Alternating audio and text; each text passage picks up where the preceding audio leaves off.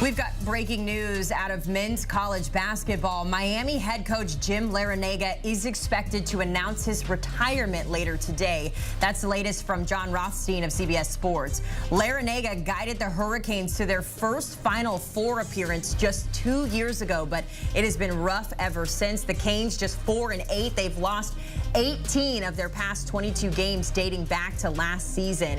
The 75-year-old is in his 14th season at Miami. He's the program's all-time winningest coach. He's got the dance moves as well when it comes to winning moves there, as you see on your screen. The Associated Press reports that Bill Courtney will take over as the interim coach.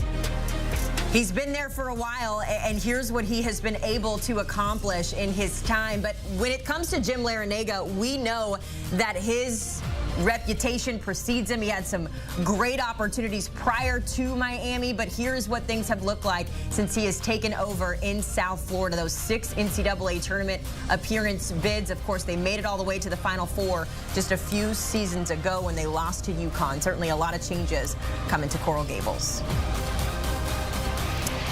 Let's get a reaction from our college basketball insider, Adam Finkelstein. I mean, Adam, this comes kind of out of left field if you're not in the college basketball world, but I mentioned it, 4-1, 18 of their last 22 have been L's for the Canes. Why now for this departure, I should say, for Jim Larranaga? Well, this is speculative at this point. I think we'll find out exactly from Coach L, as everybody knows him, during that press conference, which we now expect later today. But clearly it wasn't going well at Miami. It had gone downhill very quickly. There was widespread speculation that this would, in fact, be his last year. My best guess is that by going now, he gives Bill Courtney an opportunity to, steady the ship, make a case for his own candidacy come the spring, because Miami is going to be an attractive job whenever it did open. Obviously, it will open now, but the big hiring search will happen in the spring. Bill Courtney now gets a chance to show that he can run the program, much like we saw Tony Bennett do at Virginia. But I would also say this is for much different reasons. Jim Larranaga is not a coach who is opposed to this NIL era of college basketball. In fact, he was at the forefront of it a couple of years ago and went to a Final Four because of it. Yeah, and we do want to preface, there's a press conference coming today at 1:30 at the campus, and that's when we will know, obviously, more information. These are just reports at this present in time that we are reacting to. Adam, to take it a step further, it wasn't just this year that has started off poorly for the Miami Hurricanes. Last year as well, they finished towards the bottom of the ACC. Was not a star-studded season like we had seen out of what Jim Larranaga's teams are capable of. What do you think went wrong this year for them to really get to this point of where we're at right now?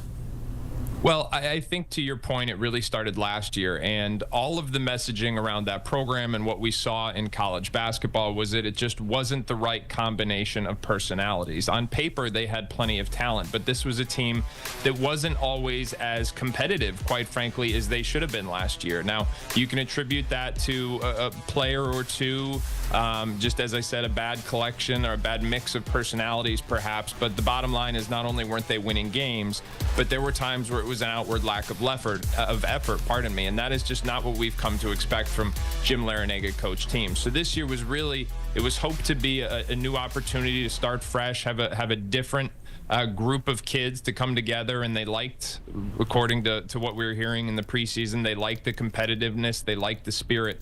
But again, it just hasn't turned into wins. They opened the season with 3 straight wins, and since then it has not been good, losing 8 of their last 9. So I think last year and this year, maybe 2 different sets of problems, but certainly the momentum that all of the challenges from last year started were just too much for Larranaga and Miami to overcome. And something you brought up as well, too, that didn't even affect the court. It didn't have a chance to. The Boozer twins, who were so high on going to Miami, flipped to play for Duke, where their dad played. So maybe the writing was on the wall there in some areas. If we push forward here in terms of the Miami Hurricanes, where do they go from here? What do they need in that role, especially when you think about replacing a guy who's been there for 14 seasons, Adam? Well, a couple things. I mean, you mentioned the Boozers, and I actually think that they were the leaders for the Boozers for quite a while. Now, the Boozer twins are from Miami, so they had a little bit of a home court advantage, if you will. But it also goes to show that Miami is a desirable job. It's in a desirable location, obviously. They still have a very good recruiting class. They've got Ben Ahmed and Matthew Abel, so kind of solidifying those two kids, or at least convincing them to hold on until they figure out what the final outcome of this process will be is going to be important. But I do expect this to ultimately be a national search. Bill Courtney will have a chance to show that he deserves the job. I think GW head coach Chris Caputo was longtime associate head coach for Jim Larranaga at Miami. He was beloved, according to a lot of people around that program. So if GW has a strong season, you could see his name in contention.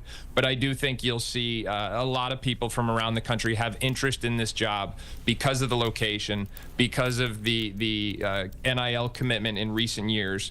And, you know, that's going to be something that's going to be very interesting to watch, because there are going to be a lot of people positioning themselves for this job now over the course of the next 3 months. Yeah, it's not going to be hard getting candidates to get down to South Florida. The question is finding the right person for the job. Adam, before we let you go, I got to ask you about Jim Larranaga and just his legacy. We all know he made a name for himself with George Mason, led them all the way to a Final Four back in 2006 when they were the 11th seed in that tournament. Of course, he's had other stops along the way. The dance moves that were so iconic in that Final Four run with the Hurricanes a few years ago. How do you contextualize Larranaga's legacy, you know, not so much just at Miami, but his coaching legacy in general?